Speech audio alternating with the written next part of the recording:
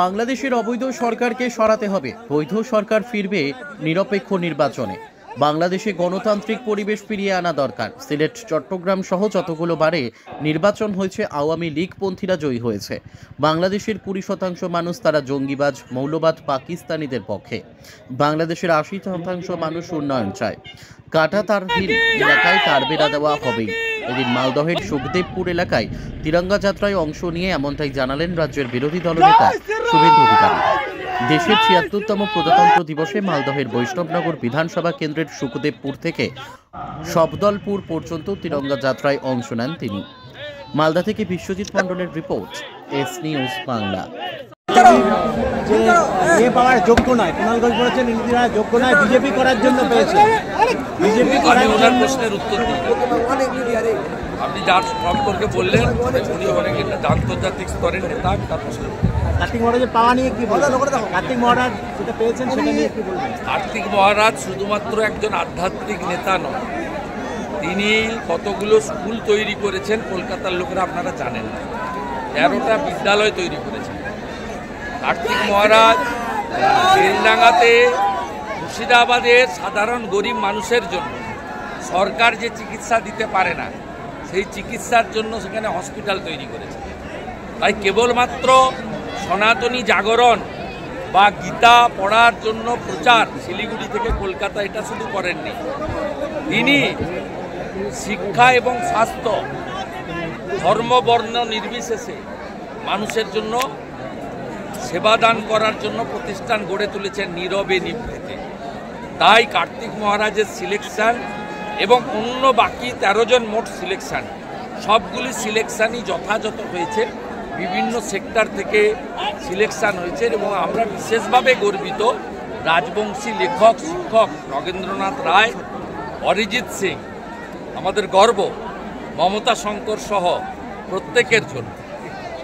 বলছি, বাংলাদেশের সমস্ত ত্রাণ বন্ধ রাখার সিদ্ধান্ত নিয়েছে মার্কিন ত্রাণ দপ্তর, স্টপ অর্ডার। তো বাংলাদেশ তো এখান থেকে তো কোনটা সরে যাচ্ছে না, একে এই অবৈধ সরকারকে সরাতে হবে। বৈধ সরকার ফিরবে এবং নিরপেক্ষ নির্বাচন। বাংলাদেশে গণতান্ত্রিক পরিবেশ ফিরিয়ে আনা দরকার। এবং সম্প্রতি খবর আপনারা রাখেন না, সিলেট, চট্টগ্রাম সহ খুলনা সহ যতগুলো বারে নির্বাচন হয়েছে সেখানে আওয়ামী লীগপন্থীরা জয়যুক্ত হয়েছে। বাংলাদেশে 20% লোক তারা জঙ্গিবাদ, মৌলবাদ, পাকিস্তানিদের পক্ষে, যারা 71-এ হেরেছিল, রাজাকাররা বা তার নাতিপুতিরা। কিন্তু বাংলাদেশের 80% লোক কেবলমাত্র সনাতনীরা নয়, ওখানে অনেক প্রগ্রেসিভ মুসলিমরাও আছে। তারা বাংলাদেশের উন্নয়ন চায়, যে উন্নয়ন ভারতবর্ষের প্রত্যক্ষ সহযোগিতায় শেখ হাসিনা ওয়াজেদ করেছেন। এবং বাংলাদেশে বর্তমান যে অবস্থা, সেখানে খালেদা জিয়ার সময়, হুসেন মোহাম্মদ এরশাদের সময়ও যে অবস্থা ছিল তার থেকেও খারাপ অবস্থা হয়েছে। এই সুদখোর ইউনুস তার যে গ্রামীণ ব্যাংক চিটফান্ড, তার আগামী 29 সাল পর্যন্ত ভ্যাট মুকুব করেছেন, জনগণের উপর 12% ভ্যাট চাপিয়ে দিয়েছেন। টাইম ডেজ আর নাম্বার। আমার বিশ্বাস শক্তিশালী 2 রাষ্ট্রপ্রধান আমেরিকা এবং ভারতবর্ষ, তারা বাংলাদেশে গণতন্ত্র প্রতিষ্ঠা করে মৌলবাদ, জঙ্গিবাদ, মৌলবাদ শুধুমাত্র ভারত নয়, বিশ্বের সমস্ত কমিউনিটির কাছে থ্রেট। ওসামা বিন লাদেন বলুন বা এই শক্তি বলুন। তাই ডোনাল্ড ট্রাম্প শপথ নেওয়ার আগেই হামাস যেভাবে আত্মসমর্পণ করেছে, ইসরায়েলি পণবন্দীদের ছেড়ে দিতে বাধ্য হয়েছে ডোনাল্ড ট্রাম্প শপথ নেওয়ার আগেই, তাতে আমার বিশ্বাস যে বাংলাদেশে গণতন্ত্র এবং সকলের ধর্মাচরণের যে অধিকার, এই অধিকার প্রতিষ্ঠিত হবে। আমাদের হিন্দু ভাই বোন, আত্মীয় স্বজন, তাদের চোখের জল আমাদের দেখতে হবে না। এবং আমরা যে সমস্ত আস্থার জায়গা, মন্দির যেভাবে ভাঙছে, সেগুলো বন্ধ হবে। জসিমউদ্দিন বাংলাদেশের জঙ্গি, ফেন্সিং তো হবেই। মুখ্যমন্ত্রীকে বলেছে বাংলা থেকে আলাদা হতে। জসিমউদ্দিন বাংলাদেশের জঙ্গি, বলেছে পশ্চিমবঙ্গকে ভারত থেকে আলাদা করার ডাক দিতে বলেছে মুখ্যমন্ত্রীকে। ডাক দিক না, আজকে কর্তব্য পথে উপরে দেখছিলেন না, ভারতবর্ষের কাছে যে মডার্ন ড্রোন আছে না, কোনো ম্যান পাওয়ার লাগবে না। আমরা পাকিস্তান পরমাণু বোম আছে ভিতরে ঢুকে মেরে এসেছি। পুলওয়ামার ঘটনার পরে, অবন্তিপুরার ঘটনার পরে অন্দার ঘুষকে মারা, আর আমাদের একজন এয়ারফোর্সের পাইলটকে ওরা ধরে ফেলেছিল। এক রাত্রের মধ্যে বীরের পোশাকে তাকে ফেরত দিতে হয়েছে। This is Bharatvarsha, this is Narendra Modi. শক্তিশালী দেশ, শক্তিশালী রাষ্ট্রপ্রধান। এরা এখানে আমাদেরকে চুলকাতে আসছে। চুলকাতে আসবেন না, চুলকাতে আসবেন না। হাতি চলে বাজার, কুত্তা ভোঁকে হাজার।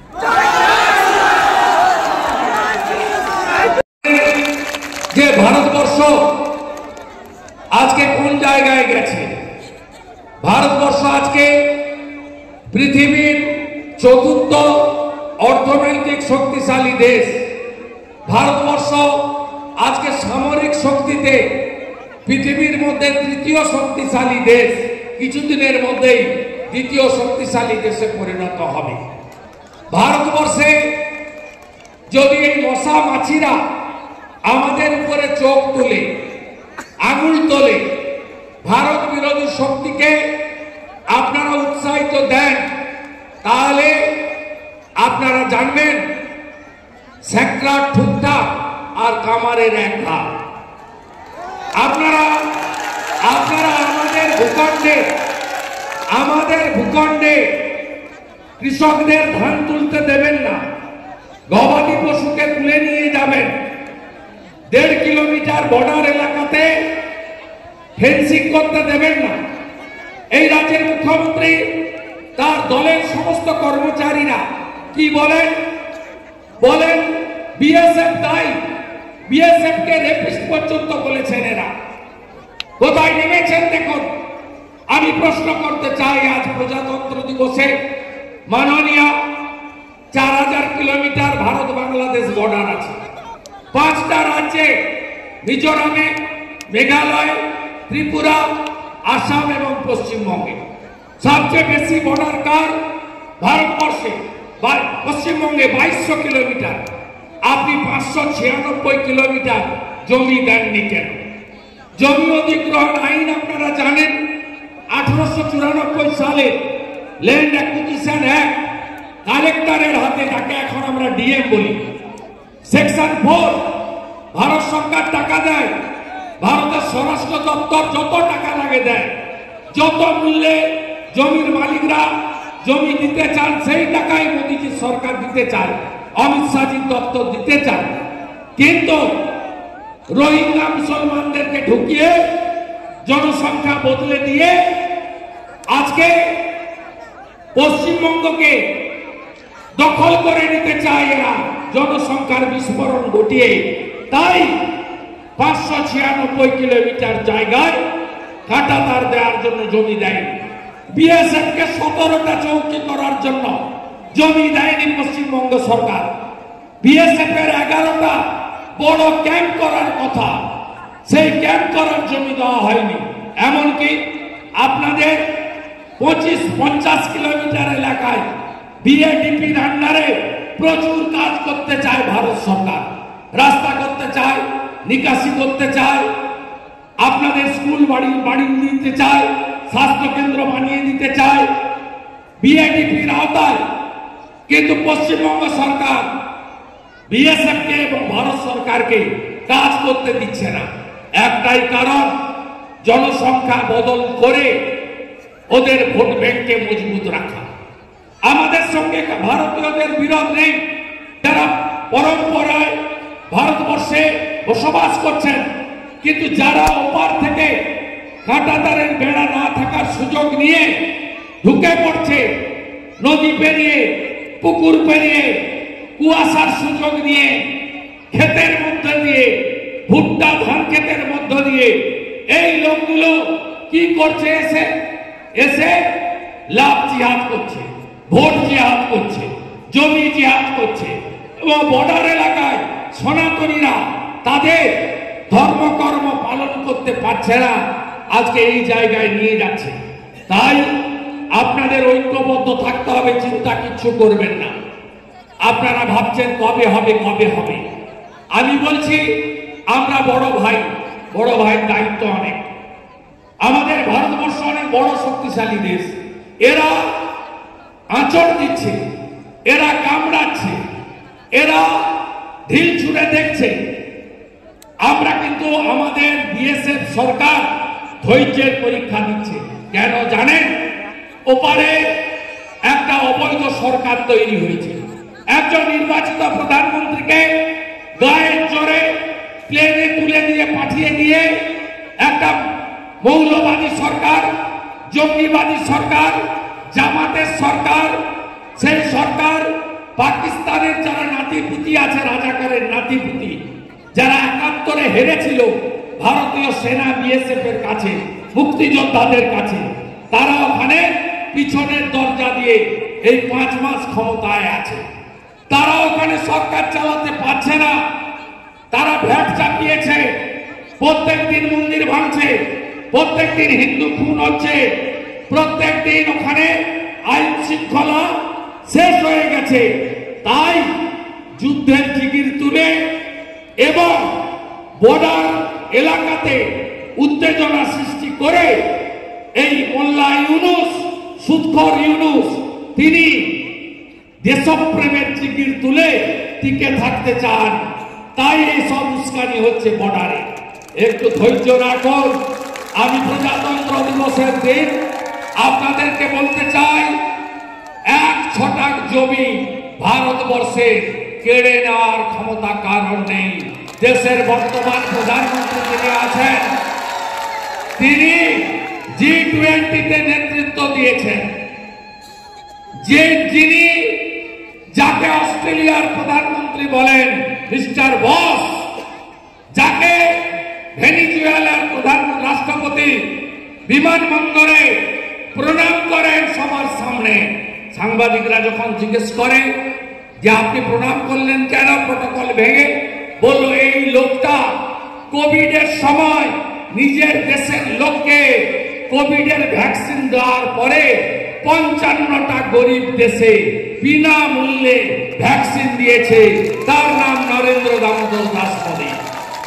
আজকে প্রজাতন্ত্র দিবসের যে প্যারেড দেখেছেন তো, ভারতবর্ষের রাষ্ট্রপতি মহোদয়ের নেতৃত্বে, সিঙ্গাপুরের প্রেসিডেন্টের উপস্থিতিতে, আমাদের দেশের উপরাষ্ট্রপতি প্রধানমন্ত্রীর উপস্থিতিতে দেখেছেন বিমান বাহিনীর কসরত, দেখেছেন F-16, দেখেছেন মিগ, দেখেছেন জাগুয়ার, ত্রিশূল তৈরি করেছে আকাশে, দেখেছেন রাফেল উঠতে, দেখেছেন তো। আমি গাড়িতে আস্তে আস্তে কৃষ্ণনগর থেকে দেখতে দেখতে এসেছি, ভারতবর্ষ সামরিক শক্তিতে আজ অনেক উপরে। আমাদের ম্যান পাওয়ার লাগবে না, কয়েকটা ড্রোন ছেড়ে দিলে কেল্লা ফতে, কয়েকটা ড্রোন ছেড়ে দিলে কেল্লা ফতে। আপনাদের আমরা হুঁশিয়ার করে দিয়ে যেতে চাই, জঙ্গি মুক্ত, মৌলবাদী মুক্ত পশ্চিমবঙ্গ আমরা গড়বই। দ্বিজাতি তত্ত্বের ভিত্তিতে দেশ ভাগ হয়েছিল, মোহাম্মদ আলী জিন্নাহ মুসলমানদের জন্য পাকিস্তান, আর আমাদের দেশ ভারতবর্ষ রয়ে গেছে হিন্দুদের জন্য। এই পশ্চিমবঙ্গকে এই রাজ্যের মুখ্যমন্ত্রী তার শাসক দলের সাহায্যে আমরা আনসারুল বাংলার হাতে, শিবির হাতে, পিএফআইর হাতে, জামাতের হাতে তুলে দেব না। আমার মাটি আমার দেশ, জঙ্গিদের করব শেষ। আমার মাটি আমার দেশ, আমার মাটি আমার দেশ, আমার মাটি আমার দেশ, আমার মাটি আমার দেশ। ভারত মাতা কি। আমি পঞ্চায়েতেও এসেছি, লোকসভাতেও এসেছি, আর বিধানসভাতেও আসবো। বৈষ্ণবনগরটা চাই, কিন্তু কেন চাই? কারণ বাংলাটাকে জঙ্গি মুক্ত করতে হবে। মুর্শিদাবাদে আনসারুল বাংলার জঙ্গিরা ধরা পড়ে 7 শেখ, তার এপিক আছে, তার আধার আছে, তিনি মাদ্রাসা চালান, 3 বার ভোট দিয়ে দিয়েছে তৃণমূলকে। কাশ্মীরের জঙ্গি জাভেদ মুন্সি এই বাংলায় ধরা পড়ে। বাংলাকে বাঁচাতেই হবে, বাঁচাতেই হবে, বাঁচাতেই হবে। মাননীয় মুখ্যমন্ত্রী বর্ডারে আসতে না বলেছিলেন, আমরা সবাই এসেছি, আপনি আমাদের অনুপ্রাণিত করেছেন।